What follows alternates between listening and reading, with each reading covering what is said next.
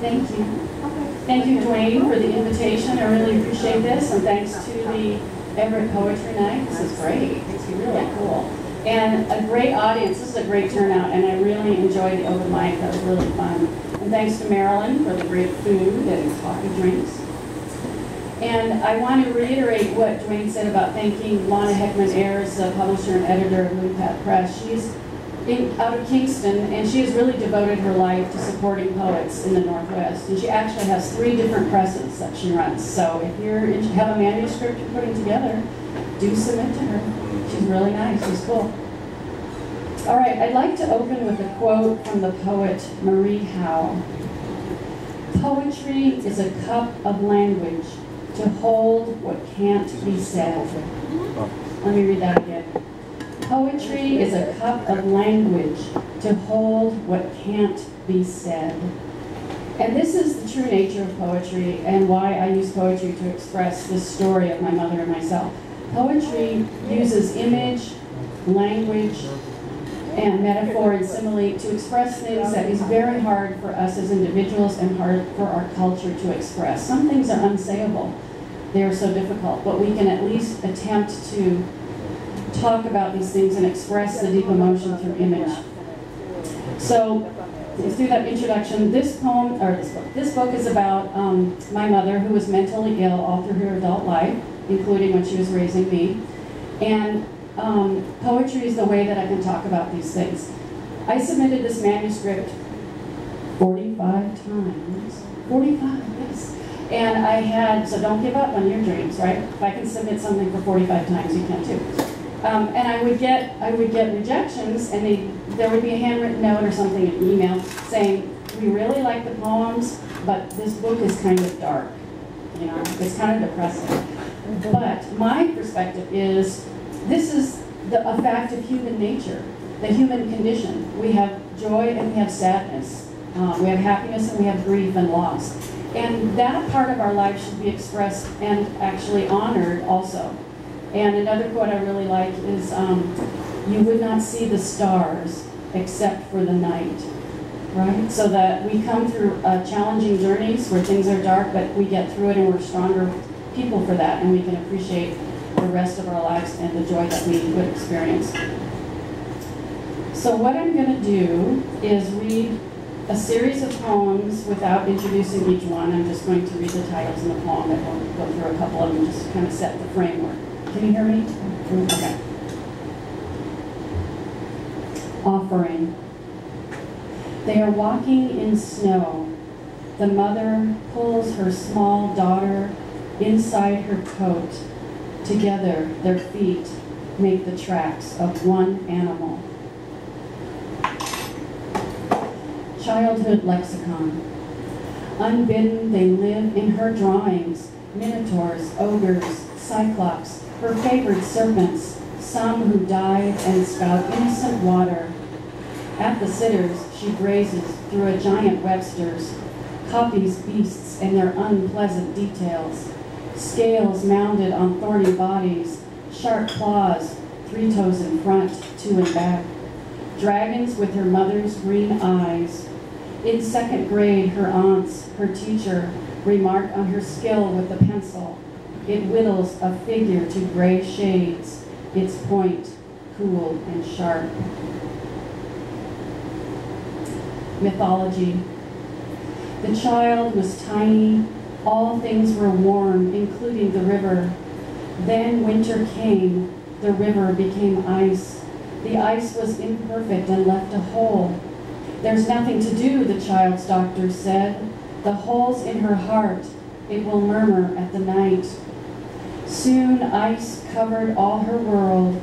Another mother, not her own, gave her a sweater of uncountable threads. Each day the sweater must be knit anew.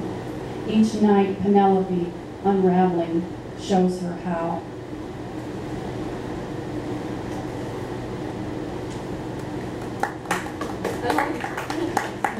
Thank you. Originally, the title, the working title of my manuscript was The Daughter Speaks, and so I do have a lot of, I like this title better, but a lot of I have a lot of characters in here who speak. That's kind of the theme.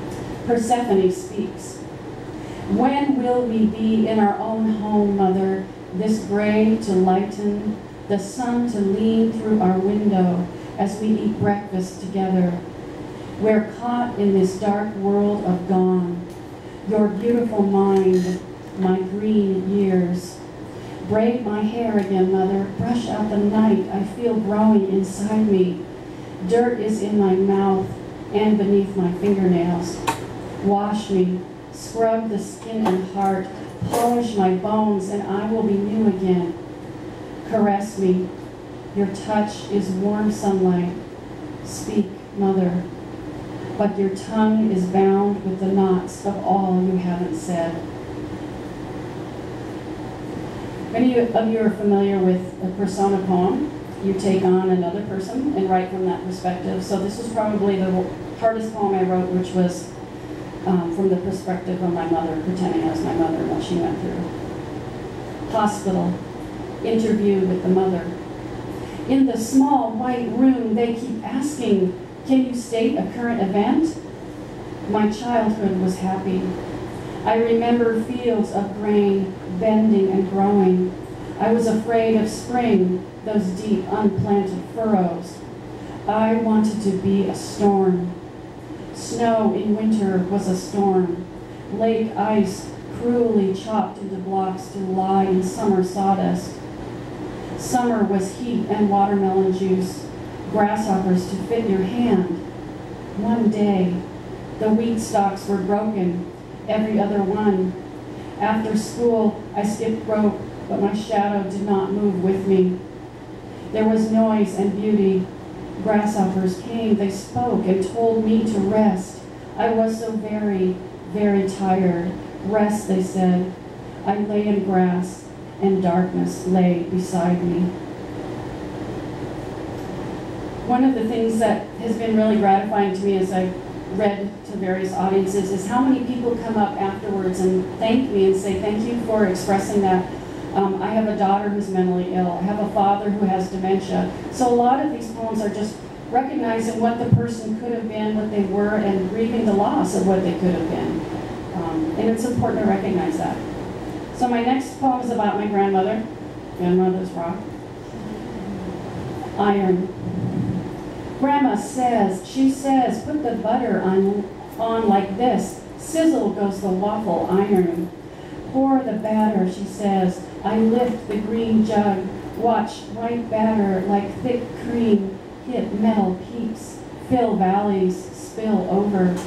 Close the lid, she says. Steam rises, hiss. Bubbles peak, dressed in batter. Wait, says Grandma. Then her blue-veined hand with my small freckled one. Join at the handle, lift together. Take the fork like this, she says. We pierce crisp waffle skin. Grant my plate its patient reward. How gray your eyes are, Grandma, I say.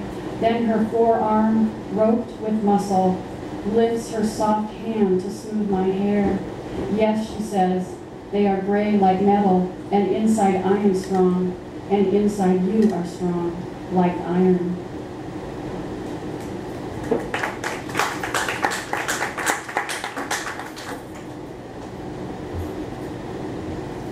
Men in White, 1967. Speak of the ambulance that bears men in white to the doorstep of a lean house. There lives a mother, her mind a broken shell. She strokes her face as if it could help. Her eyes are shut to the walls. There lives a small daughter. She has already lived long enough for her bones to feel what is not replaceable. The men in white have crisp jackets. Their pants are creased. They look big next to the mother, well fed. Yet they know to soft touch her elbow, gentle her like a calf at roping, the whites of her eyes showing. A needle floats in the orderly's hands. He points to the ambulance. Step inside, please. And she is gone. After, he is waiting and watching. A man in a brown suit, fumbling. I'm your dad.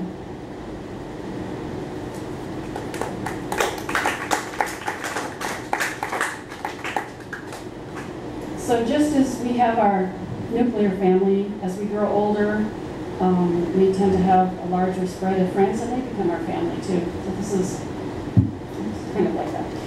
And I grew up on Vashon Island, by the way, and a lot of, this will be familiar to you, there are a lot of berry fields around here, Marysville, Vashon. The berry fields, 1974. In August, these men come from the city to pick currants, faced middle age, but still young below the skin. They shout greetings as I join them on the crumbling bus. A girl of 14 who braves the smell of malt liquor to earn money for school clothes. Those who still own tenderness offer it. The smiles, the jokes, gentle pushes to my shoulder as to a little sister.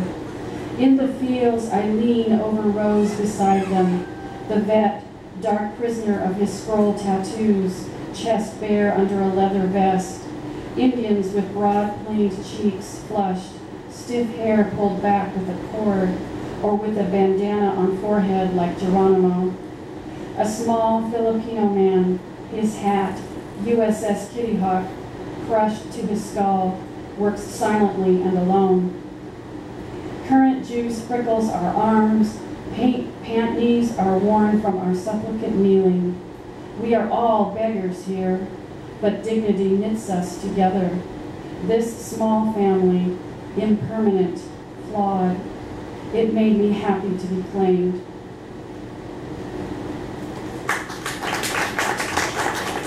So I'm going to read one or two more from this collection, and then I want to read some more, some from a new collection I've been working on. So one of the things I think that's interesting for all of us is we can never imagine that our parents had a life before us, right? They had adventures, they did things. So this is an imagining of my mother. She was a very good painter. She knew 3 languages, which is also very sad that that was lost. And she did love Mexico. Visiting Frida Kahlo. I know you met her. The titles of your paintings reveal it. Journal your honeymoon trip. Oaxaca, Cuernavaca, Tlaquepaque, Mexico City, 1952, where Frida, unsteady, greets you at her blue door, her brows dark birds. You hug as sisters, two who enjoy a dirty joke, burn of good whiskey, whose fingers twitch for cigarettes and smooth wood paintbrushes. Frida compliments your accent, is pleased you can also chat in German, while monkeys watch from canvas leaves. Diego brings wine in an earthen jug. A bite to eat, he teases. Then Frida dismisses him. She values time with women. From a bureau covered with sugar skulls, feathers, bones, Frida brings out her silver hairbrush. You unclip dark strands gathered at the nape of your slender neck. With lean strokes, she brushes your hair, murmuring folk songs, love poems, brushing, brushing, as if you were a canvas, rough, yet full of the skin of life.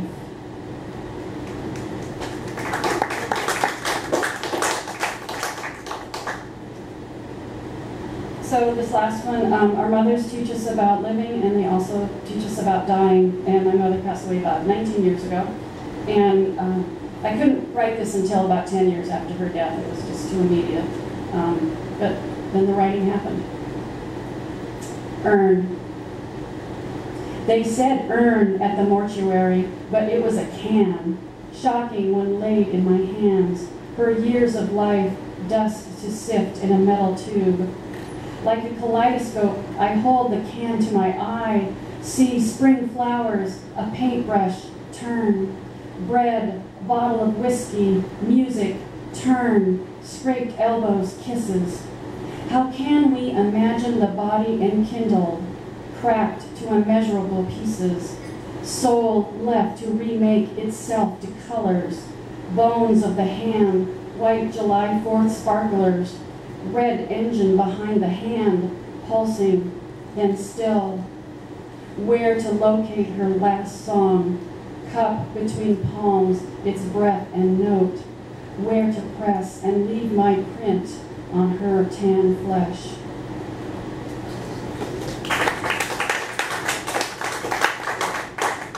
Thank you. I'm going to read a few poems poems for my new collection, which is so completely different, it's not even imaginable.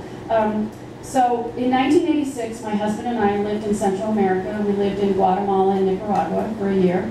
And so these poems come out of that experience. Is anyone familiar with Witness for Peace? Raise your hand if you are. So in the 80s, it was a group of U.S. citizens who went down to try and report the kind of killing and damage that the Contras were doing against the regular civilians of Nicaragua. And the Contras were from the previous dictator. They were his National Guard, and they fled to Honduras to hide. And so they would come back and kill innocent people. So, yeah, so that's from that. And if you've ever been to Central America, lots of crazy things can happen. And so these poems came out not only as magical realism, but as prose poems, which is a very different form, and I've never written it in my entire life. And so it looks more like a story, like a paragraph, like a block of language, and it doesn't depend on the line break like free verse poems do, but it still depends internally on image and language. So I promised folks a poem about Jesus as Elvis, so here we go. Palm Sunday, Antigua, 1986. Oh, I have to explain. Central America, Holy Week between Palm Sunday and Easter Sunday is really big, and all sorts of wild, crazy festivals go on, so you have to kind of think about that.